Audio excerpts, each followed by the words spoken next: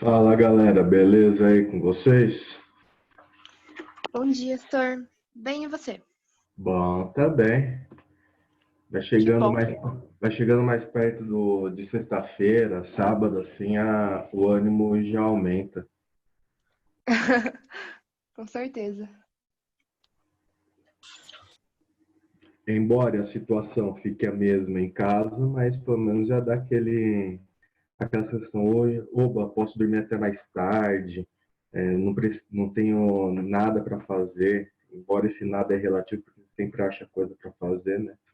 Mas dá para aliviar a mente.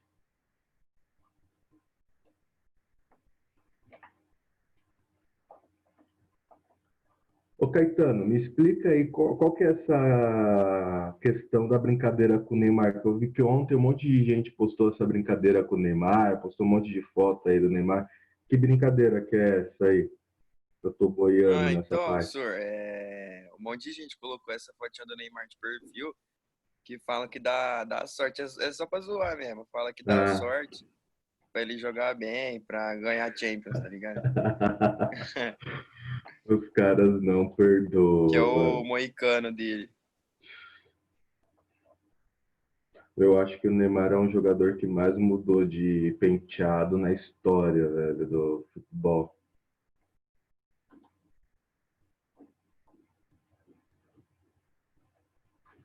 Bom, gente, só tô esperando vou esperar só mais um minutinho aí para ver se mais gente entra, né? Embora já estou me acostumado com vocês aí com vocês que eu falo no modo geral, que a última aula acaba dando uma debandada, mas tem alguns que geralmente participam que ainda não chegaram. Lembrando que a partir de hoje eu farei chamada com vocês, tá certo?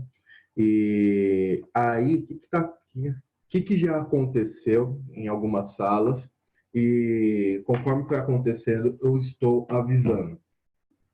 Sempre tem aquele aluno, né, que vai, responde a chamada e depois fala assim, o professor está entretido aí na explicação, está indo longe, né, na explicação, vou sair aqui a francesa, ele não vai perceber. Óbvio, às vezes a gente acaba não percebendo mesmo, mas se eu perceber, eu tiro a presença da pessoa que fez isso. É óbvio, né? Que a gente sabe que a gente está num sistema online e tal, às vezes pode cair a internet, travar a internet, tudo. Se acontecer algum problema que não dá para você permanecer na aula, ou me avisa no chat, ou pede para algum amigo avisar, manda mensagem para algum amigo e fala assim, eu saí por causa disso, aquilo outro.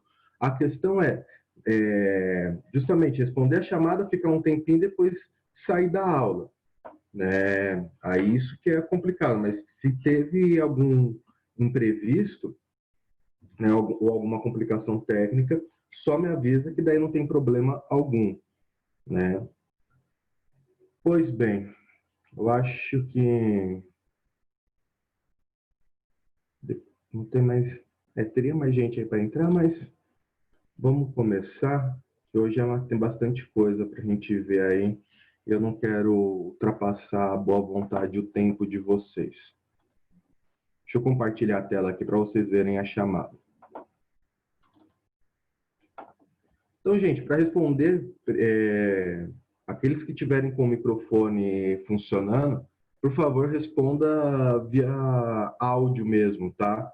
Aqueles que não conseguirem falar pelo microfone, pode responder, pode responder pelo chat, mas só deixa eu organizar aqui para ficar visível tudo.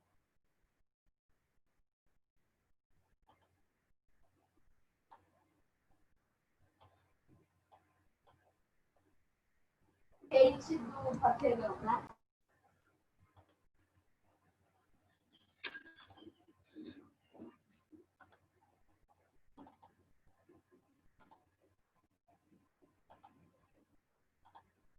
Agora foi. Aldo, Opa, tô aqui, senhor. Ana Beatriz, Oi, senhor, bom dia. bom dia. Ana Vitória, Aqui. Bárbara, Ah, beleza, já vi aqui, Bárbara. Caetano, Oba.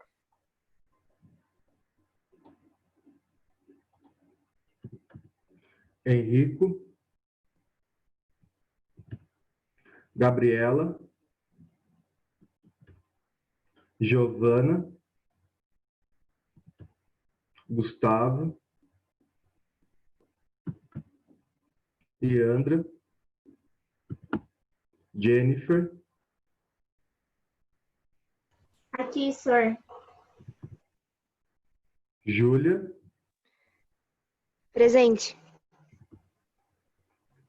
Luca, Maria, Nayara, Nicole, Sávio,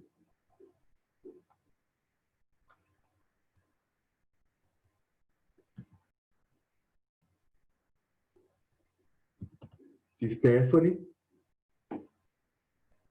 Aqui, senhor. Vitor Augusto, Yukio. Bom dia, senhor. Opa, bom dia, tudo bom? Gabriele, Aqui, senhor. Lucas Rocha, Vitor Azevedo,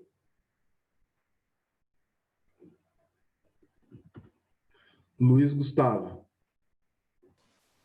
Oi, professor. Bom dia. Bom dia. Tranquilão? Então, galera, caso eu esteja explicando a matéria, acaba entrando alguém que eu não. Se bem que agora a gente tem que autorizar, então não tem como eu não ver entrar, né? Mas se porventura falhar aí, depois só me avisa que eu coloco a presença para essas pessoas. Deixa eu salvar aqui.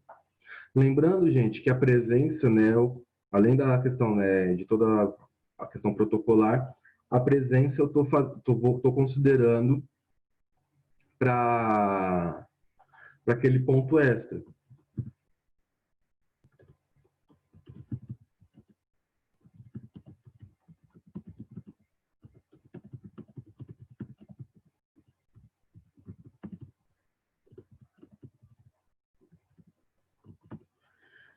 Então, sem mais delongas, vamos aí, porque eu sei que vocês estão ansiosos para terminar essa parte aí do que vem a ser a fenomenologia, essa matéria aí, com esse nome gostoso chamado fenomenologia. Então, aqui só vamos resgatar algumas coisinhas básicas, alguns conceitos aí básicos. Ih, não está indo aqui. Estou clicando nos tracks e não vai. Alguns conceitos básicos em relação à fenomenologia. Galera, uma coisa que a gente precisa entender em filosofia é que eu posso ter uma corrente de pensamento, mas os autores que participam dessa corrente, eles são independentes ao seu modo de pensar. Como assim? A gente pegar aqui no caso da fenomenologia. Então, a fenomenologia é uma linha de pensamento dentro da filosofia, igual ao inatismo, igual aos empiristas, igual aos kantianos e por aí, aos criticistas, idealistas, por aí vai. Então, o que eu estou querendo falar isso para vocês entenderem, tá? Nem todos os agora eu não vou conseguir falar. Mas nem todos os estudiosos da fenomenologia vão ter a mesma forma de pensar. Como é que a gente faz dentro da filosofia ou dentro das ciências humanas, no modo geral, para enquadrar o pensador em uma linha de raciocínio? Ver o que eles têm em comum. Tá? Ver a estrutura do pensamento dele e ver se a estrutura do pensamento dele segue algo em comum. Tá certo? Por que eu estou falando isso? Vocês vão perceber ou já perceberam na aula passada, por exemplo, que o Husserl fala uma coisa em relação à fenomenologia. Tanto que o Husserl é o pai da fenomenologia. Ele fala muito sobre a intencionalidade, entre outras questões. Aí, quando a gente viu sobre Merleau-Ponty muito rapidamente, porque na aula não teve muito tempo a gente esmiuçar mais Merleau-Ponty, a gente já vê que já tem uma diferença. A gente vai perceber que Bergson já apresenta uma outra diferença. E é interessante também que a gente vai ver depois, não vai ser na próxima semana, que na próxima semana vai ser sociologia. Mas nós veremos que aí, quando a gente chegar em Heidegger, por exemplo, Heidegger ele foi aluno de Husserl, e ele foi até mesmo um secretário de Husserl, né, tipo monitor dele. Então é um cara que deveria ter um pensamento muito alinhado com Husserl. Mas Heidegger ele vai lá e se separa da forma de se pensar do Husserl, né? Então, isso é uma observação muito importante para a gente entender o que acontece na filosofia, nas ciências humanas no modo geral. Porque às vezes eu penso assim, né, que vocês estão vendo um monte de filósofo, às vezes da mesma linha, da mesma corrente, e não estão conseguindo entender o que foi essa corrente de pensamento, ou pelo menos assim o que me parece. Então, acho necessário fazer essa pontuação, beleza? E, André, depois do final da aula, me lembra de colocar sua presença, tá?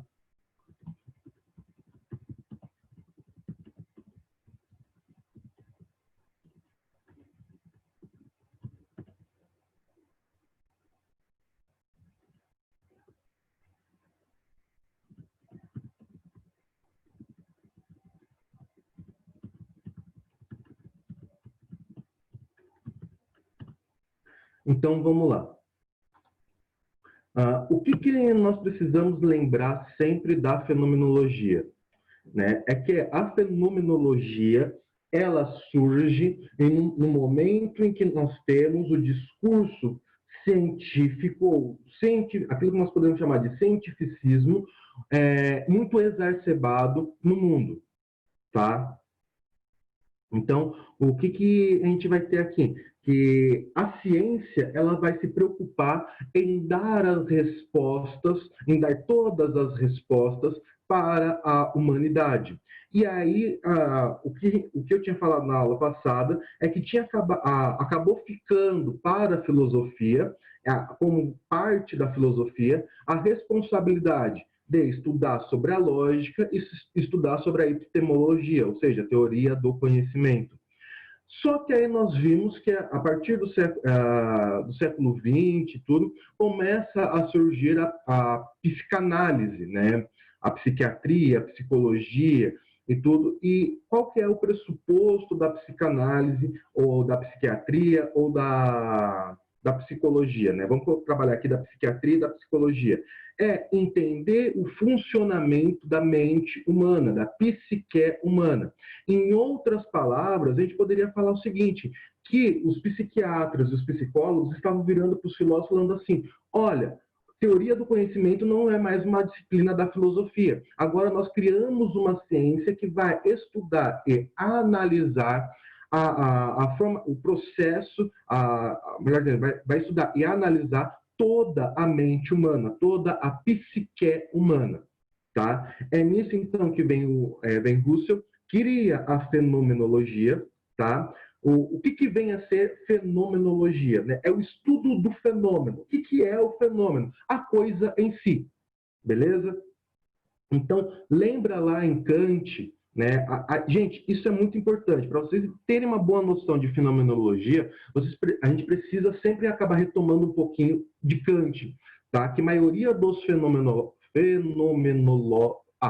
dos estudiosos de fenomenologia, né? Ou aqueles filósofos que se enquadram, vão acabar indo para a linha aristotélica, para a linha kantiana. Então, eles acabam sofrendo influência do pensamento kantiano também. Então, o fenômeno é a coisa em si, é aquilo que Husserl vai falar, a realidade, tá? Lembrando que para Kant, nós não poderíamos conhecer o fenômeno, tá? Para Kant haveria a impossibilidade do conhecimento da coisa em si de fato. Edmund Husserl pega e fala assim, não, na verdade nós podemos sim conhecer a coisa em si de fato. Não faz sentido falar, Husserl vai dizer que não faz sentido dizer que a gente não conhece a coisa em si.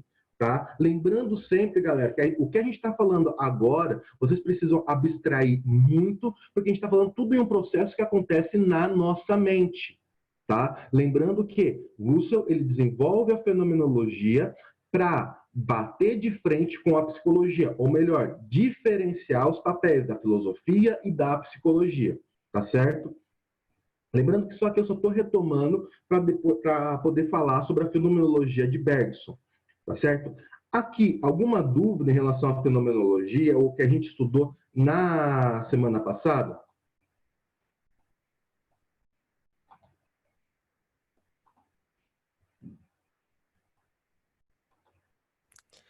Acho que não, senhor.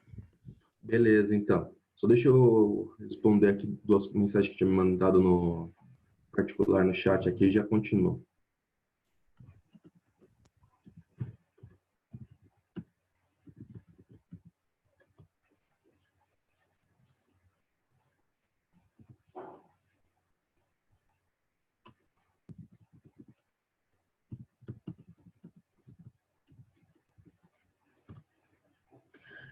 Uma outra coisa que é importante para a gente entender dentro da fenomenologia, um conceito muito importante da fenomenologia, é o conceito de intuição. A gente vai perceber que uma característica comum entre os fenomenólogos dessa vez saiu a palavra, é a questão da intuição, tá? Então a gente pode pegar que o que nós temos como denominador comum na fenomenologia? Primeiro, eles vão falar sobre a possibilidade de conhecer o fenômeno. Segundo, eles vão falar sobre a intuição, beleza? O que é a intuição? É o processo pelo qual eu consigo compreender o fenômeno, beleza? Então, o que é o fenômeno, tá, gente? Como eu falei, a realidade. Qualquer coisa que me aparece na realidade é o fenômeno. Beleza? Então, por exemplo, eu posso falar que essa caneta me apareceu como um fenômeno. Então, na hora que eu vou tentar compreender o que é a caneta, tá? Lembra lá isso a gente daí também vocês precisam estar na teoria do conhecimento, como é que nós formulamos conhecimento no intelecto humano, como é que funciona o intelecto humano e como é que nós formulamos conhecimento. Então, a partir do momento que eu vejo essa caneta, lembra que Kant ele vai usar já o conceito de intuição. O que vai acontecer? Para eu conseguir compreender a caneta, eu faço o processo de percepção e de intuição. A intuição ela vai fazer todo esse processo de interiorização da percepção. Tá? Então, então isso é uma coisa muito importante. O processo fenomenológico é um processo intuitivo. Beleza? Tanto que depois Russell vai falar da intencionalidade. Aí nós vimos em Merleau-Ponty a questão do homem no tempo, né? Que ele vai falar sobre a questão do homem histórico, que ele vai falar que o que acontece, né, na relação entre sujeito e objeto é que o ser humano, o homem, ele é sujeito e objeto do conhecimento ao mesmo tempo. Isso é uma grande contribuição que a fenomenologia traz e é uma grande quebra de paradigma que a fenomenologia traz em relação à filosofia tradicional. Porque lembra sempre que, se você fosse empirista, se você fosse racionalista, se você fosse criticista, né, ou se você fosse kantiano, melhor dizendo, você sempre ia falar que há o sujeito e há o objeto. No caso, por exemplo, dos inatistas. Eles vão falar que todo conhecimento está no sujeito. É o sujeito que cria os objetos, vamos colocar assim por dizer, porque está no seu intelecto já os objetos de conhecimento. Se nós pegarmos o empirista, o objeto ele está numa realidade afora. É o sujeito que tem que, por meio da experiência sensível, conhecer o objeto. Mas veja, sujeito e objeto são coisas separadas dentro da formulação de conhecimento.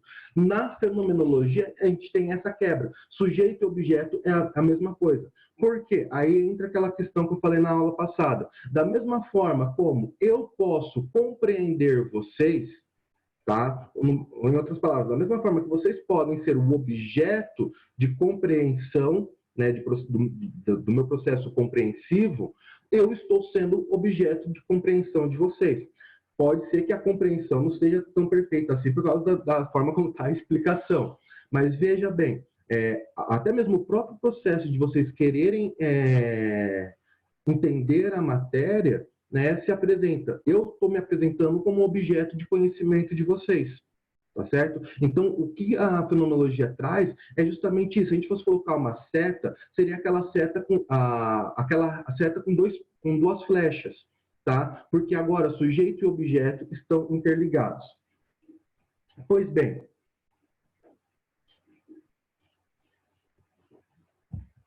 lembrem, né, sempre de beber água, tá? Água é importante. Vamos continuar aqui. Então, agora a gente chega em Bergson, tá? Que vai também ter uma grande contribuição para a fenomenologia. O que nós vamos estudar hoje em Bergson? Opa, teve algumas pessoas que mandaram mensagem, deixa eu ver aqui.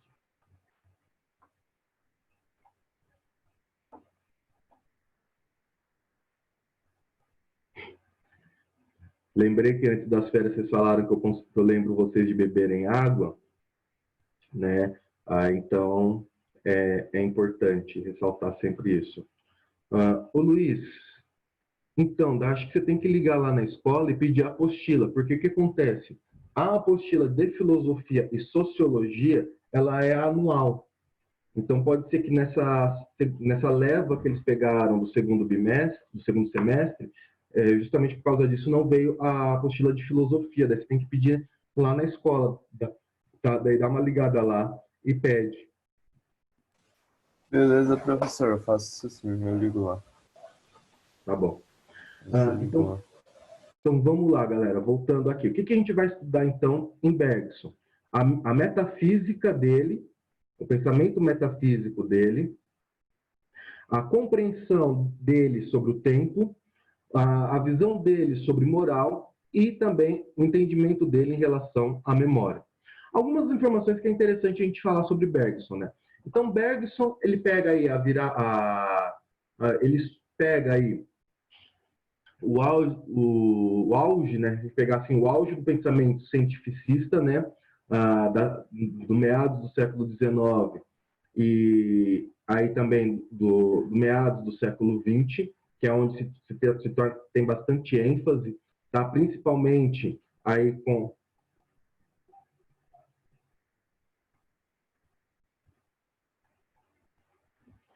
beleza, Yandra, tranquilo, pode sair sim, tá? Só deixa eu anotar aqui, para não esquecer de colocar a sua presença. Se você conseguir voltar até o final da aula, melhor ainda, tá?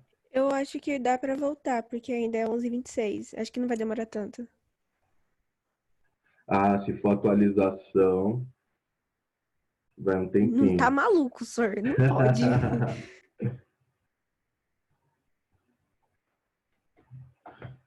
Então, continuando. Então, Bergson, ele foi um filósofo francês, né? Ele nasceu em Paris, viveu um tempo em Londres, mas depois toda a vivência dele acaba sendo na França, tá? Ele era judeu, como acho que eu já comentei anteriormente, né? Judeu. E olha que interessante, ele quase se converteu ao catolicismo, justamente por causa do seu pensamento em relação à religião e ao seu pensamento em relação à metafísica, porque ele falava que o catolicismo ele seria o aprimoramento, né, do judaísmo.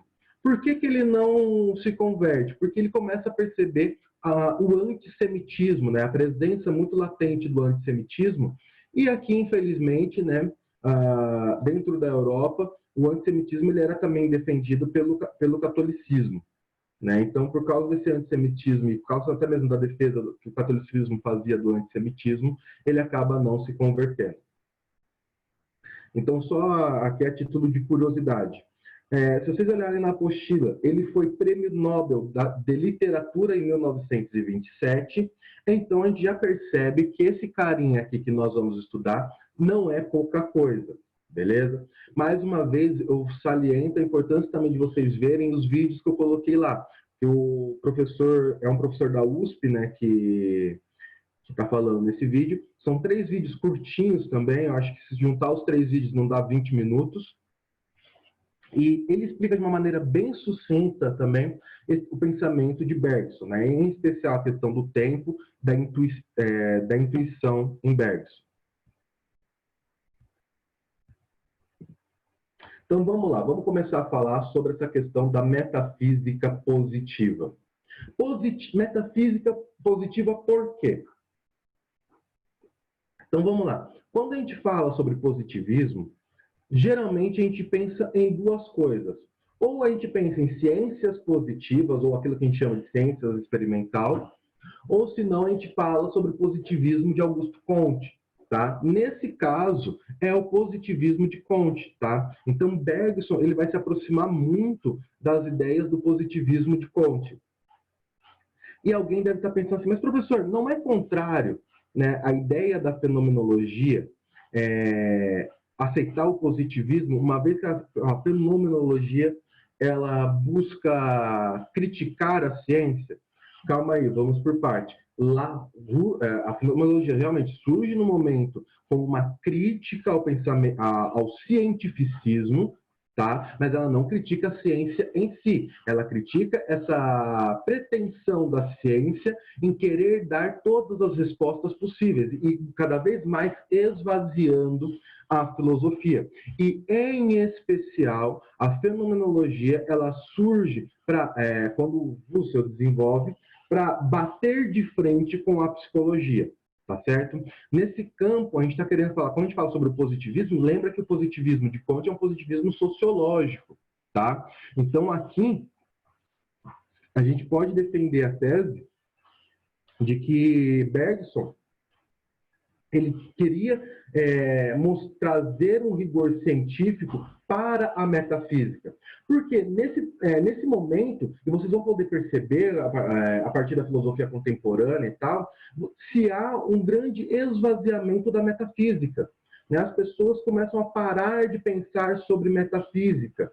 Né? Justamente porque começam a desacreditar na metafísica, porque como é que eu vou comprovar cientificamente os termos metafísicos? Então, por exemplo, na metafísica, o principal termo a ser estudado é o ser.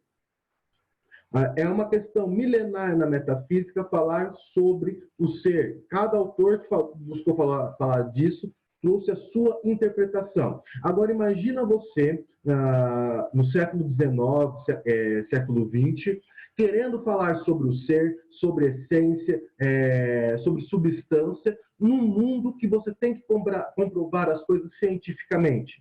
Né? É complicado. Então, aqui, né, Bergson, a gente pode falar aqui que ele tenta trazer um elemento científico para a confirmação da metafísica. Tá? Isso é o pensamento metafísico dele, ok? Pois bem, então o que ele vai falar? O que ele vai estudar em relação à metafísica, né? Que a definição dele de metafísica positiva é a realidade vivida pelo homem é de duração real. Como assim? Então vamos lá.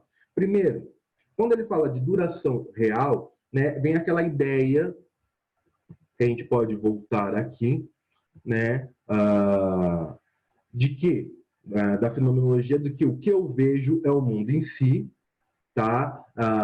De que há uma ligação entre sujeito e objeto não estão separados, tá? Então é essa a realidade, porque se a gente pegar então, se a gente for pegar para falar, né, a gente poderia falar o seguinte, que a duração real, né, nessa questão aqui seria justamente porque uma vez que eu compreendo o fenômeno, uma vez que eu estou vivendo no mundo fenomênico, que a gente pode falar assim, eu estou vivendo no mundo real, tá? E lembrando tudo que isso é uma coisa mental, é todo um processo cognitivo, tá?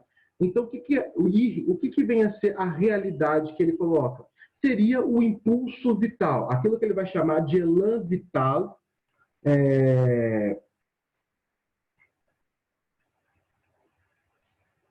né? Aquilo que ele vai chamar de elan vital, que seria o impulso dado por Deus. Tá? Mas até mesmo, eu não vou entrar muito nessa questão da concepção dele de Deus, porque é controvérsia. Mas ele vai falar o seguinte, olha, Deus deu um impulso inicial, é isso que eu chamo de realidade. Tá? E aí, então, essa realidade ela é vivida pelo homem e ela se dá em uma relação. Ela se dá em um certo espaço, ela se dá em um certo tempo. É isso que ele está querendo falar. E é isso que ele vai tentar demonstrar com a sua metafísica. Beleza? E aí, o que ele vai dizer? Que a realidade, ou seja, que esse impulso vital, ele pode ser uma realidade ascendente, na qual seria aquela realidade que dá origem à vida, ou uma realidade descendente, que ela dá, então, origem à matéria, ela concretiza a matéria. Então, se nós formos falar, se nós formos pegar essa questão, né, que Deus dá esse impulso, né, vital, a gente pode falar assim, que então Deus ele tem o polo de criar vidas e criar matéria. Em outras palavras, seria isso que está falando. Mas aí que está a questão que Bergson vai colocar, que fica complicado falar sobre essa questão de Deus, que é que nessa perspectiva, deixa eu ver aqui se eu não vou...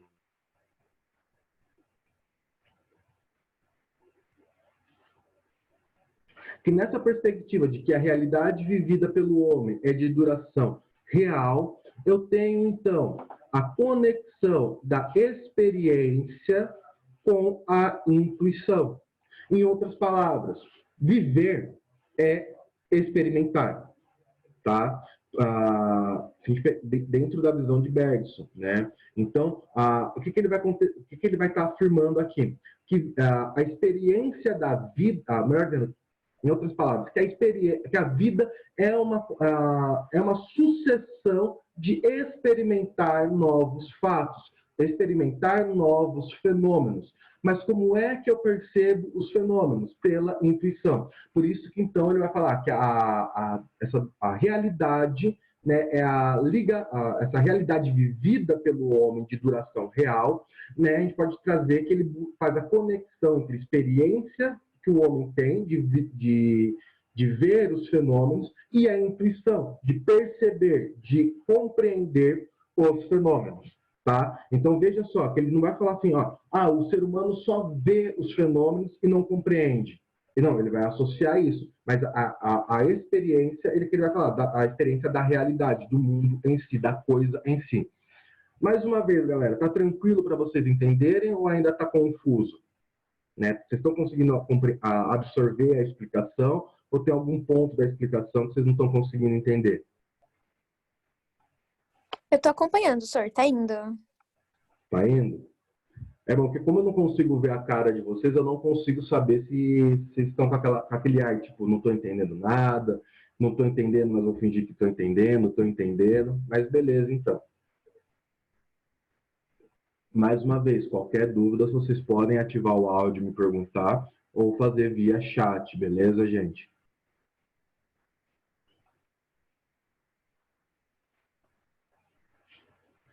Então, o que Bergson vai falar? Que é por meio da intuição que o homem compreende o real. Foi aquilo que eu acabei de falar. Então, veja de novo, né? A gente tem dois pilares, dentro daquilo que a gente está trabalhando agora, a gente tem dois pilares daquilo que a gente pode falar de realidade vivida pelo homem. O pilar da experiência, de entrar em contato com os fenômenos, e o pilar da intuição, e que é o pilar pela qual ele compreende o mundo real. E veja bem, gente, quando a gente fala sobre a gente pode falar uma analogia aqui, né, da metafísica de Bergson, é uma metafísica que está acontecendo dentro do intelecto do ser humano. Tá? Uma coisa muito importante para Bergson, né, é justamente a liberdade que o ser humano tem e a necessidade do pensamento de Bergson reafirmar essa liberdade do ser humano. Tá? Por isso que ele nega qualquer determinismo religioso. Tá? Ele vai, para negar o determinismo religioso, o que ele vai abordar? Ele vai falar que, na realidade, o que acontece é que o homem transcende, está além da moral e da religião. Tá? Por isso que é complicado falar sobre a visão de Deus de Bergson. Tá? Porque tem uma série de... Na verdade, falar de Deus sempre é complicado, né? Mas tem uma série de nuances aqui dentro do pensamento religioso de Bergson, que não vai ser o foco aqui a ser abordado, tá? A Yandra voltou.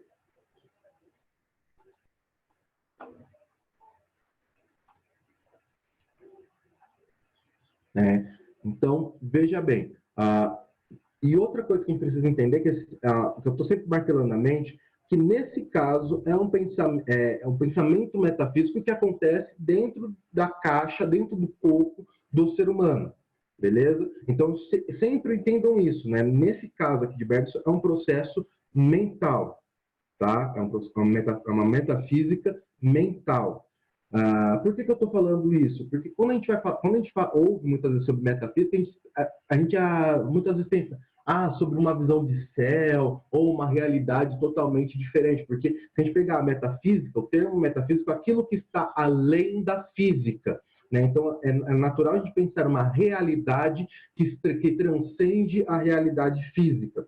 Só que para Bergson, não, a realidade metafísica a metafísica é a transcendência do homem em relação à moral, em relação à religião. A metafísica, para Bergson, é justamente esse processo de compreensão dos fenômenos, beleza? E aí, o que ele vai falar? Que o ser humano, então, ele pode obter conhecimento por duas vias, a via intelectual e a via intuitiva. Na via intelectual, ele conhece por meio de análise e capta a exterioridade transmissível das coisas. Então, veja bem, como seria a via intelectual? Um exemplo bem estapafúrdio, né? Eu pegaria, então, esse copo e começaria a dissecar esse copo, né? Eu começaria a fazer toda uma análise, né, desse copo, mas a gente poderia até começar a falar que dentro desse sentido é uma análise superficial, né? Que eu só pego a parte exterior, a exterioridade do copo. Tá? Eu não tenho uma imersão dentro do processo intelectual, eu não tenho tanto uma imersão no fenômeno. Aonde é que eu vou ter uma imersão maior no fenômeno, quando ele me é apresentado, para conhecê-lo, para compreendê-lo? Dentro do processo intuitivo.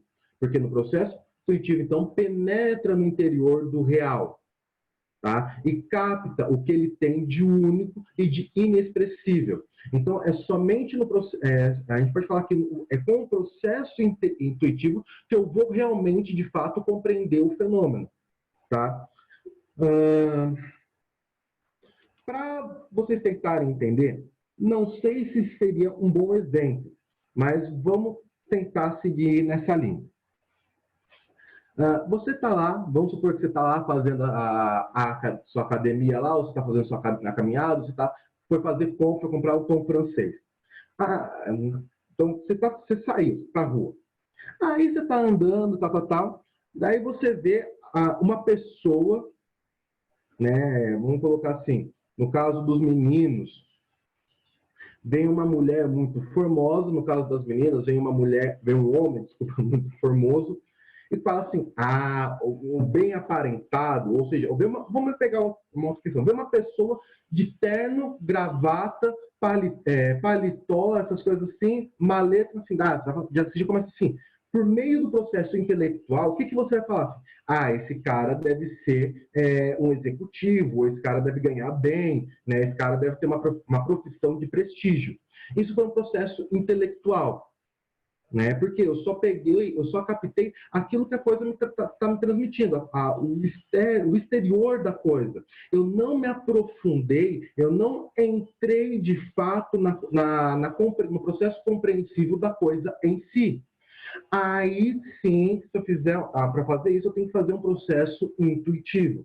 Então, digamos que aí você começa a conversar com essa pessoa, você começa a entender a história dessa pessoa, como é que ela chegou a esse patamar, o que ela faz na profissão dela. Ou às vezes você fala, não, eu só sou um segurança, não tenho nenhuma profissão assim.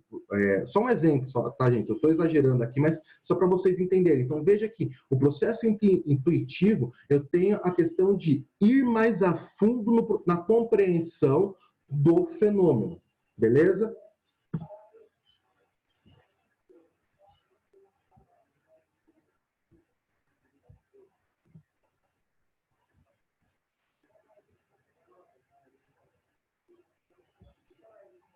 E aí, então, a gente vem aqui para a questão do tempo. Ora, se nós afirmamos que o processo de viver é um processo de experimentar, Óbvio que é um experimentar e outra. Veja que também ele fala que esse processo de experimentar tem uma duração. Óbvio que, então, se eu experimento em um determinado espaço. Beleza? Bom, e se eu vivo, se eu existo em um determinado espaço. E se esse processo de experimentar a vida, deixa eu voltar aqui, de experimentar a vida, né, do homem, se dá numa dimensão temporal. É tão nítido para a gente essa questão do tempo, que a gente acaba nem se aprofundando nisso. E a gente acaba nem percebendo que é uma das coisas que os fenomenólogos percebem, e os existencialistas também, e aqui uma observação, alguns existencialistas vêm da linha da fenomenologia, que é, nós caminhamos para o fim, ou nós caminhamos para o esquecimento, ou nós caminhamos para o nada. O nosso processo de experimentação temporal é rumo à morte, é rumo ao vazio, é rumo ao nada, é rumo ao deixar de existir. Mas só que nós acabamos não pensando sobre isso, porque o tempo, a gente fala tanto sobre tempo, a gente fala tanto hoje, né, a gente tem uma compreensão tão grande sobre essa questão do tempo, mas de fato pensar sobre a experiência do tempo, nós não pensamos. Por quê? Nós não queremos pensar, né, isso vai defender Bergson e alguns outros filósofos, né, que é cômodo para a gente não pensar que a gente vai morrer. Eu não quero pensar aos meus 26 anos que eu vou morrer, que eu estou vivo, mas que a minha existência temporal vai acabar. Né? Até mesmo daí vem a noção que Heidegger vai falar sobre a questão da angústia, pensar sobre o tempo, acabar se angustiando, perceber que você é um ser que está caminhando para a morte, é algo que acaba entrando em angústia. E ora, o ser humano ele quer afastar tudo aquilo que me dá angústia. Logo, eu não penso sobre essa questão do tempo. Tá? O que eu penso em relação do tempo? Que eu tenho que ser produtivo, que tempo é dinheiro, que eu não posso perder tempo, mas eu não penso toda nessa questão da linearidade ou da experimentação temporal da vida. E, professor, você está falando tudo isso, mas o que tem a ver tudo isso com o que Bergson vai falar? Então, veja, que, ora, se falar que viver é um processo de experimentação temporal, na qual eu estou rumando à morte, a deixar de existir, a inexistência, é necessário, então, eu ter uma compreensão própria de tempo. E o que Bergson vai falar? Que o tempo, ele não é unidimensional. Tá? Hoje eu acho que fica um pouco mais fácil entender essa questão do tempo. Para quem já assistiu Dark lá do Netflix, preciso assistir a última temporada que até agora eu não assisti, mas para quem já assistiu Dark, fica mais perceptível que o tempo não é linear. Tá? Aí a gente pode divergir, né, se vocês tiverem outro posicionamento, mas o tempo não é linear. Passado, presente, futuro. Passado já foi, presente agora, o futuro é o que virá e já era. A gente pode perceber que há vários nexos temporais e por aí vai. E o que ele vai falar, então? Que ao criar uma outra dimensão para o tempo, tá? Ele está fugindo de ter uma análise da experimentação da vida quantitativa. Tá? É aquela questão, que é uma frase de Heidegger, a gente vai perceber que Heidegger ele bebe muito da fonte de Bergson, de Husserl, da fenomenologia em si, tá? E ele vai falar assim, o que vale não é o quanto se vive, mas como se vive. Tá? Então, o que Bergson ele vai fazer? Olha, não é pensar no tempo, é questão de, você vai morrer, ponto. Não é pensar, quanto tempo de vida eu tenho, mas sim fazer uma análise qualitativa do tempo. Beleza? E por isso que ele vai falar que, então, existe duas formas de tempo. O tempo físico, né, que é o nosso tempo cronológico, que a gente pode falar, e até mesmo falar tempo cronológico é redundância, porque cronos é tempo, né? E o tempo experimentado pelo espírito. Aqui, então, eu peço vênia porque eu fiz um Ctrl+C, Ctrl+V do que está na apostila de vocês, fica mais fácil. Então, reúne os elementos do passado que ainda estivessem vivos no presente e reuniria os elementos pensados para o tempo futuro. Então, na verdade, o que ele está falando? Tempo experimentado pelo espírito é isso que eu acabei de explicar. Né? Então, veja, essa noção do meu ser, do meu eu, né, do meu intelecto, e aqui eu já só tem mais um slide, já finalizo a aula, tá? Então, vamos pegar o meu eu, o meu espírito, então, vamos colocar assim, o meu espírito do Emílio, ou a gente pode falar, meu intelecto, ele vai pegar e vai ver os elementos que eu ainda tenho, que eu lembro do passado, que eu ainda tenho das minhas experiências passadas, e que eu vou preservar e levar para o futuro. Né? Então, veja só, o tempo experimentado pelo espírito, a gente pode, de uma certa forma, falar, entre aspas aqui, tá, gente? Porque eu não sou um exímio conhecedor de Bergson, pode ser que algum filósofo que entenda mais sobre Bergson, ao me ver falar sobre isso, esteja dando saltos. A gente pode falar que, de uma certa forma, o tempo experimentado pelo espírito é a memória. E, para isso, nós vamos para o próximo slide, que é o que daí vem sobre a memória. Só para falar sobre a memória aqui, fazer o gancho sobre a memória. E aí, o que ele vai falar? Que existe a memória do hábito, a memória hábito e a memória pura, na qual a memória hábito se desenvolve por meio da repetição. Tá? Então, assim, por que eu sei ler? Por que eu sei escrever? Por causa que eu fiz isso por um processo repetitivo. Por que eu sempre lembro como é que se escreve uma palavra? Por causa de tanto escrever ela, eu já acabo, por meio da repetição espontânea ou forçada, eu acabo gravando. Ou a memória pura, que é a conservação das principais lembranças que eu tenho, seja elas boas ou ruins. Tudo aquilo que eu considero como importante, que eu quero lembrar, faz parte da memória pura.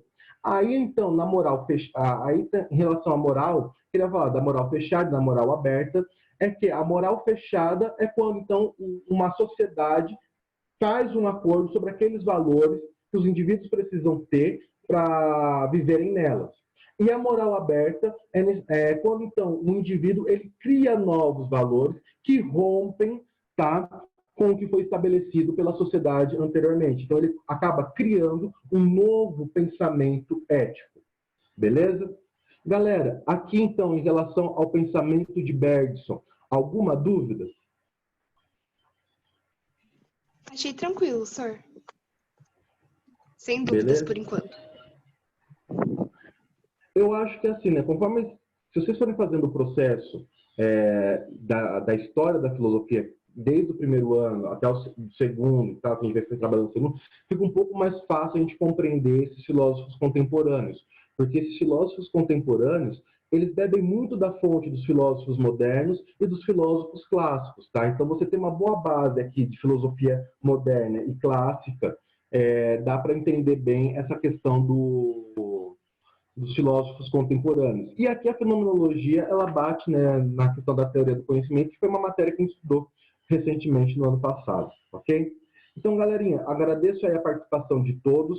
E, André, a sua presença aqui já foi colocada, tá? Tá, senhor, obrigada. Imagina. Agradeço a participação de todos aí. Desejo para vocês uma boa semana e um bom final de semana, tá certo? Abração, qualquer dúvida que vocês tenham, só me procurar, beleza? Tchau, tchau, gente. Beleza, Tchau, senhor. senhor. Tchau, senhor. Obrigada. Tchau, senhor. Obrigada. Até. Até a próxima. Tchau, senhor. Tchau, tchau.